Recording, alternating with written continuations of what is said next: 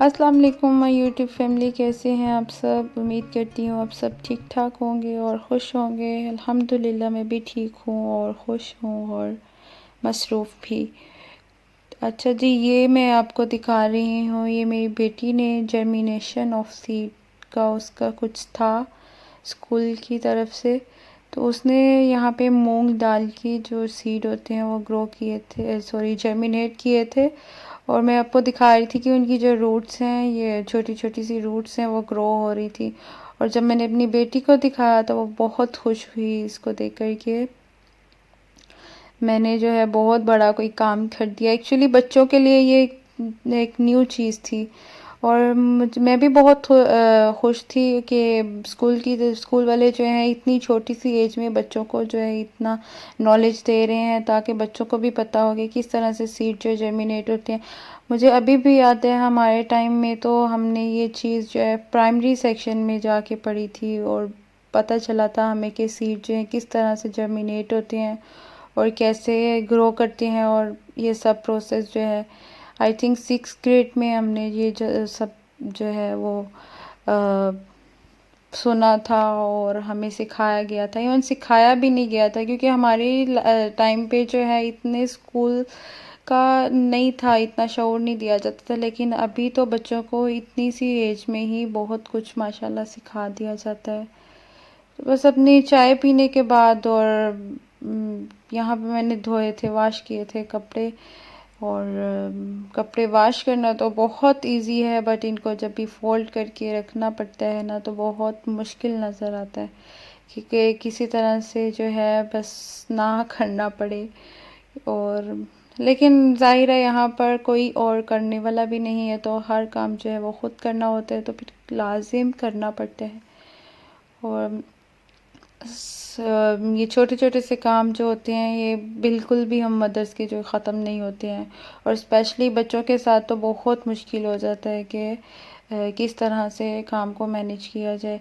But अल्हम्दुलिल्लाह मैं कर लेती हूँ इजीली, इतना कोई मुश्किल नहीं होता है। और कपड़ों को वॉश करने के बाद इसी तरह से फ़ोल्ड करके मैं रख देती हूँ और जब कोई ज़रूरत होती है और साथ साथ ही जो है प्रेस कर लिए जाते हैं। और हस्बैंड की भी जो शर्ट्स होती हैं ऑफिस के लिए, उनको भी जो चाहिए होती है वो वाली प्रेस हो जाती है उनकी। और घर में तो वो मोस्टली टी शर्ट्स ही यूज़ करती हैं और टी शर्ट्स को वो प्रेस नहीं करते हैं, इसी तरह से यू पहन लेते हैं। तो ऑफिस के लिए तो आपको भी पता है कि लाजिम करनी पड़ती है। और बस यहाँ पे कपड़े फोल्ड किए मैंने और मुझे डॉक्टर के पास भी जाना था, तो मैंने सोचा कि मैं जल्दी से अपने काम जो है वो ख़त्म कर लूँ, क्योंकि फिर जब आप कहीं जाते हो और वापस आकर कुछ भी जो है करने को दिल नहीं चाहता है। और आई थिंक ये सबके साथ होगा, लेकिन मेरे साथ तो ये बहुत प्रॉब्लम है कि मैं कहीं जाती हूँ और स्पेशली कहीं दूर भी जाओ तो आप वापस आने के बाद जो है आपका दिल नहीं चाहता है कुछ भी करने को। और बस घर के काम जो हैं वो ख़त्म करके, तो हस्बैंड की भी छुट्टी थी तो फिर मैं उनके साथ आई हुई थी डॉक्टर के पास। और एक्चुअली मैं डॉक्टर के पास आई थी, मुझे अपनी फ़ाइल ओपन करवाना थी। और चेकअप तो मैं ऑलरेडी करवा चुकी थी, मैंने आपको बताया था।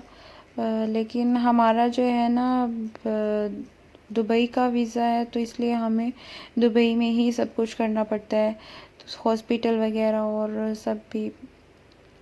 तो बस यहाँ पर आकर मैंने अपनी फ़ाइल ओपन करवाई और उन्होंने एक्सरे वगैरह कुछ किया, अपनी फॉर्मेलिटीज़ पूरी की। और मुझे कहा कि आप, बस उन्होंने भी यही कहा कि आपकी सर्जरी होगी, बट डेट नहीं अभी दिया मुझे सर्जरी के लिए, तो इंशाल्लाह जैसे ही देंगे मैं आपके साथ भी ज़रूर शेयर करूँगी। और वहाँ पर मैं जो है ज़्यादा क्लिप्स नहीं बना सकी, वीडियोज़ वगैरह नहीं बना सकी, क्योंकि मुझे थोड़ा डर भी था कि मैं ऐसी जगह पे बनाऊँगी तो कोई प्रॉब्लम ना हो जाए। तो थोड़ी बहुत जो बनाई मैंने आपके साथ शेयर कर दी। और घर आने के बाद बस बच्चों ने कहा कि हम उनको खाने हैं पॉपकॉर्न्स, तो मैंने पॉपकॉर्न्स बनाए उनके लिए। और पॉपकॉर्न बनाने का मेरा कोई इतना ख़ास मेथड नहीं है बस, और ना ही मेरे पास कोई इनकी स्पेशल जो होती है मशीन वो है। बस आप देख रहे हैं कि मैं किस तरह से सिंपल तरीके से ही बस जो है पॉपकॉर्न्स को बना रही हूँ। ऑयल में थोड़ा सा मैंने सॉल्ट डाल के उसको तो हीट दे के और साथ ही कॉर्न ऐड करके उसको अच्छे से बस मिक्स कर दिया। और जब इसमें स्टीम बन जाएगी तो पॉपकॉर्न जो हैं वो आपके बनने लग जाएंगे। बहुत इजी और बहुत आसान तरीका है। हो सकता है कि काफ़ी लोगों को इस चीज़ का ना पता हो, तो आप लोग ज़रूर ट्राई करके देखिएगा। बहुत मज़े के और सेम टेस्ट होता है, इसका कोई टेस्ट में डिफरेंस नहीं आता है और बहुत मज़े के बनते हैं। और स्पेशली जो इनकी आवाज़ आती है बनते हुए, वो आवाज़ बहुत अच्छी लगती है मुझे तो।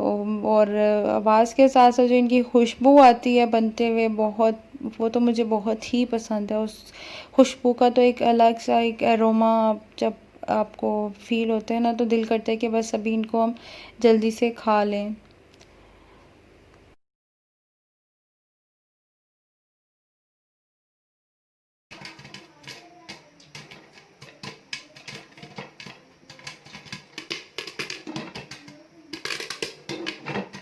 और पॉपकॉर्न्स जो हैं वो मेरे हो चुके हैं रेडी। और जब मैंने इनका ढक्कन उठाया और इनकी जो खुशबू थी वो बहुत ही मज़े की और बहुत यम्मी थी। और इवन मैं अभी वॉइस ओवर कर रही हूँ, मेरा फिर से दिल चाह रहा है कि मैं इसकी खुशबू जो है उसको फ़ील करूँ। इसे खाती तो मैं इतना ज़्यादा नहीं हूँ पॉपकॉर्न्स को, बट इनकी जो खुशबू होती है वो मुझे बहुत अच्छी लगती है। तो यहाँ मैंने साथ साथ ही जो हस्बैंड के लिए चाय भी बना ली थी, अपने लिए मैं बना चुकी थी।